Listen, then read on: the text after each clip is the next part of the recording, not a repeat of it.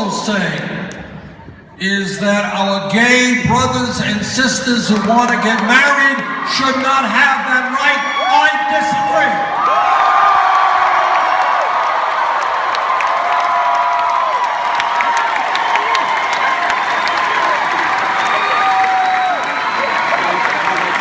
I'm a very lucky guy. I have 4 great kids, 7 beautiful grandchildren, and my wife Jane and I have been married for 27 years.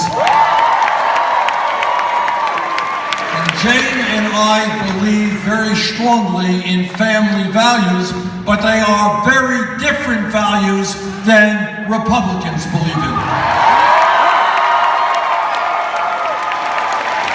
And when we talk about family values, we are talking about ending the international embarrassment of the United States of America being the only major country on earth that does not provide paid family and medical leave.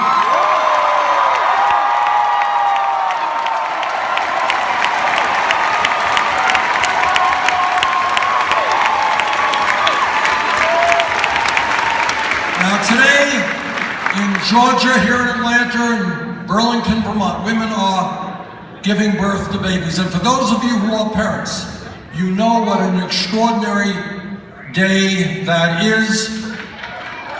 And it's a pretty big day for the baby as well. But here is the real story. I want you to think about this for a second.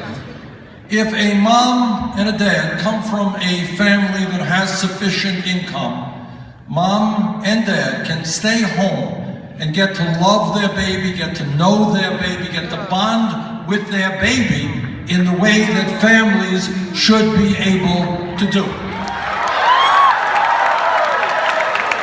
But today in America, if that mother is a working class woman, or a low-income woman, she will be forced to be separated from her newborn baby after 1 week or 2 weeks because she doesn't have the income to stay home.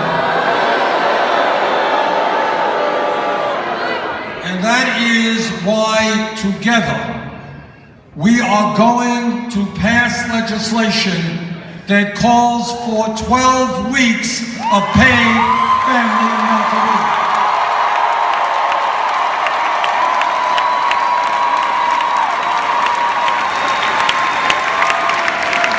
We are not going to be the only country, major country on earth, that forces women to go back to work and not be able to take care of their babies.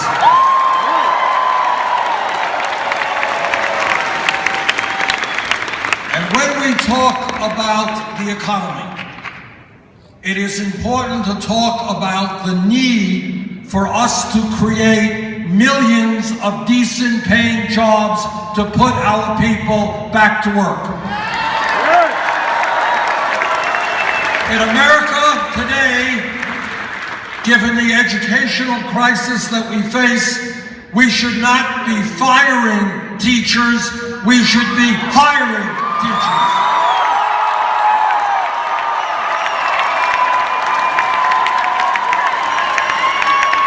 In America today, given the fact that we have a dysfunctional child care and pre-K system, where child care and pre-K are unaffordable for millions of families, we should be hiring people, paying them well to take care of our little ones.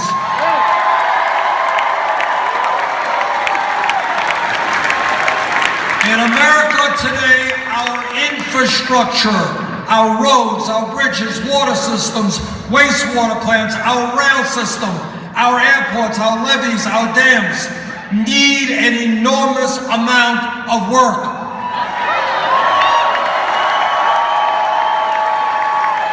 Putting $1 trillion into rebuilding our crumbling infrastructure will create up to 13 million decent paying jobs. And that's what we should do.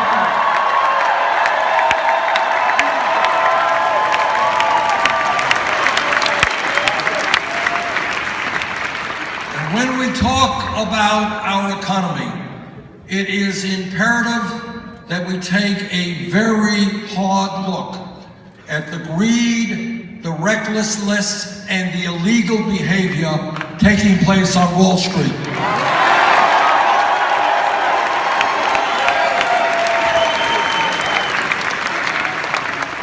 All of you are aware that as a result of recklessness and illegal behavior, Wall Street drove this country into the worst economic downturn since the Great Depression. And millions of people have not yet recovered from what Wall Street did.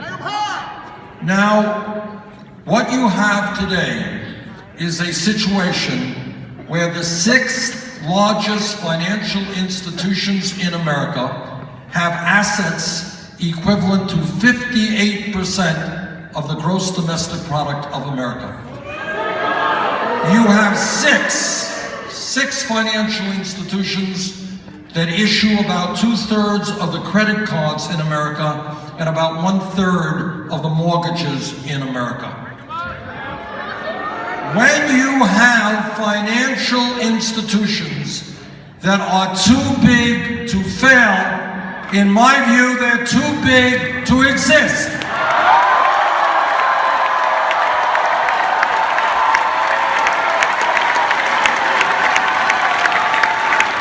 In my view, we've got to reestablish Glass-Steagall legislation and break these banks up.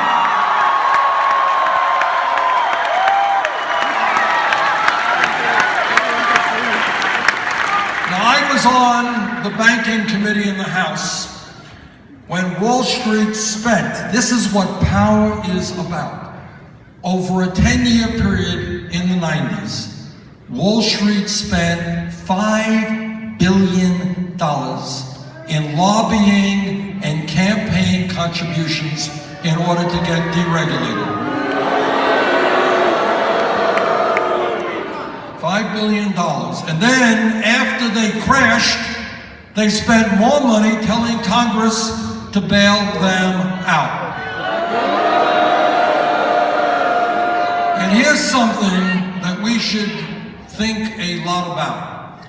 And that is that many, many hundreds of thousands of people in our country over a period of years have received police records for the possession of marijuana.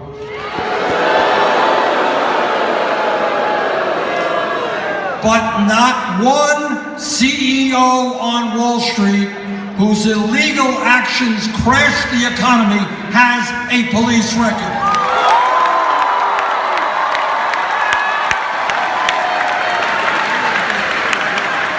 So you have a situation where banks are not only too big to fail, the bankers are too big to jail. And that has got to change.